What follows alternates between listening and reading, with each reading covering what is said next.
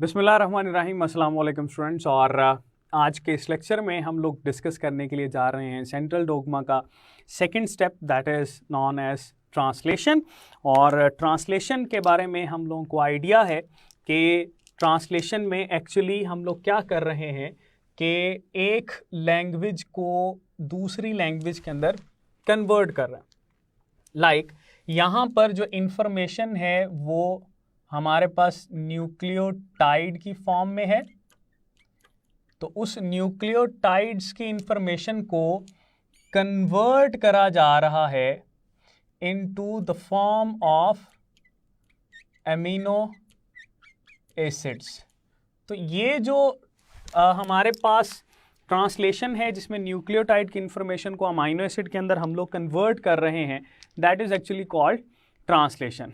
अब ट्रांसलेशन में हमारे पास कौन कौन से जो की प्लेयर्स हैं, कौन कौन से स्टेप्स जो हैं वो इन्वॉल्व होते हैं और एमसीक्यूज कौन से डिराइव हो सकते हैं, ये हम लोग देखेंगे। तो सबसे पहले हम लोग बात करते हैं इसमें जो रोल प्ले करते हैं की प्लेयर्स उनकी। तो एंजाइमेटिक एक्टिविटी है, तो एंजाइम बहुत ज़्यादा इसमें इन्वॉल्व होंगे। एक बड़ा इंपॉर्टेंट एमसीक्यूज यहाँ पर याद रखिएगा, ट्रांसलेशन इज द प्रोसेस जिसमें तीनों के तीनों आरएनए हमारे पास इस्तेमाल हो रहे होते हैं। याद रखिएगा, इसमें हमारे पास मैसेंजर आरएनए इस्तेमाल होता है, that carry information from DNA. फिर इसमें हमारे पास राइबोसोमल आरएनए इस्तेमाल होता है जो कि राइबोसोम्स के अंदर पाया जाता है। फिर इसमें हमारे पास ट्रांसफ़र आरएनए इस्तेमाल होता है विच कैरीज अमाइनो एसिड। तो ये तीनों आरएनए जो हैं वो इस रिएक्शन के अंदर हमारे पास इस्तेमाल हो रहे होते हैं। फिर एक और चीज़ ये कि इसमें एंजाइम कौन कौन से हैं। तो एंजाइम्स की अगर हम लोग बात करें तो ट्रांसलेशन के अंदर हम लोग कौन कौन सा एंजाइम इस्तेमाल कर रहे होंगे, ज़रा सोचिएगा, सोचें कौन से एंजाइम इस्तेमाल हो सकते हैं। तो एक तो इसमें हमारे पास ये जो राइबोसोम्स हम लोग डिस्कस करते हैं जो कि स्मॉलर सब यूनिट और लार्जर सब यूनिट के ऊपर मुश्तमिल होता है। इसमें जो लार्जर सब यूनिट है स्टूडेंट, इसमें एक एंजाइम होता है पेप्टाइडल ट्रांसफीरेज, इसको लिख देते हैं यहाँ पे, that is known as peptidyl transferase. तो ये पेप्टाइडल ट्रांसफीरेज बड़ा इंपॉर्टेंट एंजाइम है और ये याद रखिएगा किससे रिलीज हो रहा होता है। तो एक तो ये राइबोसोम्स आगे हमारे पास, फिर इसमें हमारे पास शामिल होते हैं एक्टिवेशन एंजाइम, इनको बोलते हैं amino acyl transfer RNA synthetase. अब ये जो एंजाइम है ये पूरी की पूरी क्लास है। कितने एंजाइम होते हैं? तकरीबन जितने अमाइनो एसिड हैं। लाइक अगर 20 के करीब अमाइनो एसिड हैं तो 20 ही ये एंजाइम होंगे। जैसे हम लोग कहते हैं अगर मेथियोनिन लग रहा है तो नाम क्या हो जाएगा इसका? Methyl transfer RNA synthetase. इसी तरह से अगर आर्जिनिन है तो आर्जिनाइल ट्रांसफर आरएनए सिंथेटेज। तो इस तरह से ये 20 के 20 एंजाइम जो हैं वो मौजूद होते हैं। इनका काम क्या है? इनका काम होता है हमारे पास एक्टिवेशन या चार्जिंग ऑफ ट्रांसफर आरएनए। ठीक हो गया जी, ये इनका मेन फंक्शन होता है। फिर इसके अलावा हमारे पास इसमें शामिल होते हैं फैक्टर्स। ये फैक्टर्स भी एंजाइमेटिक एक्टिविटी रखते हैं। लाइक इसमें इनिशिएशन फैक्टर, फिर एलोंगेशन फैक्टर आ जाता है और फिर लास्ट पे रिलीज फैक्टर या इसको टर्मिनेशन फैक्टर भी हम लोग बोलते हैं। तो ये भी हमारे पास एंजाइमेटिक एक्टिविटी जो है वो रखते हैं।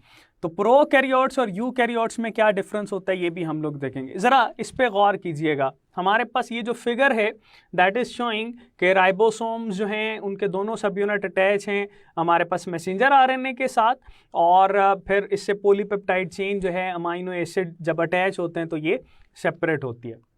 इसके बाद हम लोग इसके जो मेन स्टेप्स हैं ट्रांसलेशन के वो 3 हैं। इनिशिएशन है, हमारे पास इलॉन्गेशन है और टर्मिनेशन है, जिस तरह से ये है। उससे पहले ये सिंथेटेज एंजाइम जो है वो एक्टिविटी परफॉर्म करते हैं, जिसमें हमारे पास क्या होता है, चार्जिंग या एक्टिवेशन ऑफ ट्रांसफर आरएनए। तो इसको पहले देख लें। सपोज ये हमारे पास एक ट्रांसफर आरएनए, इस पे क्या होगा, एंटीकोडॉन।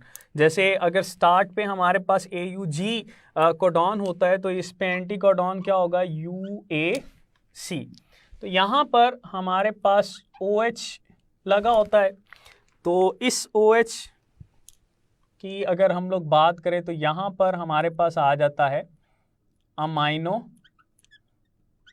एसिड। अच्छा जी, अब कोई भी अमाइनो एसिड हम यहाँ पे बना लेते हैं, फिर उस अमाइनो एसिड का इसके साथ रिएक्शन किस तरह से होता है ये भी देखेंगे। तो हम ड्रॉ करते हैं एक amino acid, suppose that is H, और यहाँ पर हमारे पास NH2 ग्रुप और COOH। अब ज़रा देखें, हमारे पास ये ग्लाइसिन है, तो ग्लाइसिन अमाइनो एसिड इसके साथ कैसे अटैच हो रहा है, याद रखिएगा। इसमें ये जो कार्बोक्सिलिक ग्रुप है इसने हाइड्रोजन देना होता है और इसका OH जो है वो हमारे पास इस हाइड्रोजन के साथ मिलता है और वाटर जो है वो हमारे पास रिलीज होता है, एक वाटर मॉलिक्यूल, और इसके दरमियान में बॉन्ड जो है वो हमारे पास बन जाता है। ये जो एक्टिविटी है ये हमारे पास यहाँ पर कंट्रोल कर रहा होता है ये सिंथेटेज एंजाइम। याद रखिएगा कि यहाँ पर हमारे पास जो एंजाइम होता है वो सिंथेटेज एंजाइम जो है वो इस एक्टिविटी को कंट्रोल करता है। तो इसके नतीजे में क्या होता है जी, हमारे पास ये जो RNA है that will be turned into charged RNA। इस पे हमारे पास UAC इसका एंटीकोडॉन, और यहाँ पर फिर हमारे पास क्या हो जाएगा, ये अमाइनो एसिड अटैच हो जाएगा। तो now this is the charged transfer RNA। तो यहाँ पर सवाल बड़ा इंपॉर्टेंट है कि ये वाटर मॉलिक्यूल रिलीज होता है, किसके साथ अटैच होता है। इसमें एक और चीज़ याद रखिएगा कि अमाइनो एसिड का जो एंड फ्री होता है, पहले अमाइनो एसिड का हमेशा अमाइनो एंड फ्री होगा, ठीक है। और इसी से हम लोग N फॉर्माइल मैथ्योनीन का भी आगे जिक्र करेंगे कि वो किस तरह से इसके साथ अटैच होती है। तो सबसे पहले हम लोग स्टार्ट करते हैं इनिशिएशन को। तो इनिशिएशन में हमारे पास इनिशिएशन फैक्टर ऑफ कोर्स शामिल होता है, और फिर ये कि इसमें कौन कौन सी चीज़ शामिल है। तो सबसे पहले आप देखें, इसमें स्मॉलर सब यूनिट जो है राइबोसोम का वो अटैच है मैसेंजर RNA के साथ। तो पहली दो चीज़ें ये हमारे पास क्लियर हुई। फिर हमारे पास आता है इनिशिएटर RNA, जिसको हम लोग ट्रांसफर RNA के साथ भी बोलते हैं, जिसके पास फर्स्ट अमाइनो एसिड जो है वो मौजूद होता है। And first amino acid will always be मैथ्योनिन because AUG is the first codon जो कि इसको रीड कर रहा होता है। ठीक हो गया। अब इसमें इसके दरमियान हाइड्रोजन बॉन्ड्स बनते हैं, ये एंटीकोडॉन और कोडॉन जो कि हमारे पास मैसेंजर RNA के ऊपर मौजूद है। फिर क्या होता है, जैसे ही ये इसके साथ अटैच होता है तो हमारे पास student larger sub unit of ribosome जब आता है, अब साइट जो है वो रिकग्नाइज्ड हो जाती हैं। जैसे देखें, पहले साइट रिकग्नाइज नहीं थी, अब साइट रिकग्नाइज हो गई।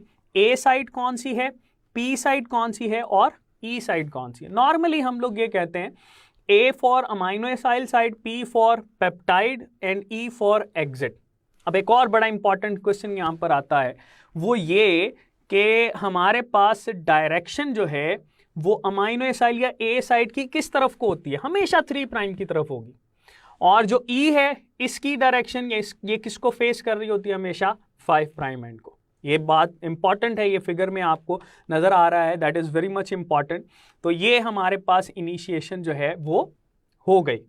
अब इसके बाद सेकंड स्टेज है ट्रांसलेशन की, दैट इज़ इलॉन्गेशन, और इलॉन्गेशन फैक्टर जो है वो इसमें शामिल होता है। अब ये elongation is a cyclic process, चलेगा चलेगा चलेगा अनटिल और अनलेस हमारे पास लास्ट स्टॉप कोडॉन नहीं आ जाते। तो ज़रा देखें, यहाँ पर E, P और A साइड मौजूद है। P पर हमारे पास क्या है जी, ट्रांसफर RNA अमाइनो एसिड के साथ मौजूद है।